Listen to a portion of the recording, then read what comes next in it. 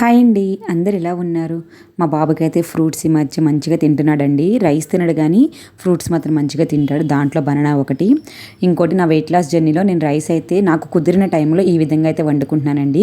మన పాతకాలం పద్ధతిలో రైస్ని గంజి వార్చే వాళ్ళం కదా, సో ఆ విధంగా వండుకుంటున్నాను. దీనికి ఏంటంటే మెయిన్గా నార్మల్గా కుక్కర్లో ఉండే రైస్ అయితే క్వాంటిటీ కూడా ఎక్కువ తినేస్తాం, తెలియకుండా ఎక్కువ తినాలనిపిస్తుంది. కానీ ఇలాగ డ్రైన్ చేసింది అయితే మనకి సరిపడా, అంటే ఎంత కావాలో అంత తినైతే మళ్ళీ స్టాప్ చేసేస్తాము. సో అందుకని చెప్పి ఈ విధంగా మొత్తం వాష్ చేసి అయితే తింటున్నానండి. దీనివల్ల ఎంతో కొంత బెనిఫిట్ అయితే ఉంటుంది మనకి ఓవరాల్ వెయిట్లో. మొత్తం అని కాదు, బట్ డైట్లో అయితే కంపల్సరీ ఉపయోగపడుతుంది. ఇలా డ్రైన్ చేసిన వాటర్ ఇది తాగినా సరే మంచిదేనండి. రైస్ ఏంటంటే మనం క్వాంటిటీ తక్కువ తింటాం కాబట్టి ఆ విధంగా చేసుకోవచ్చు ఒక స్టెప్. ఇంకొకటి వాటర్ మాత్రం ఎక్కువ తాగాలండి.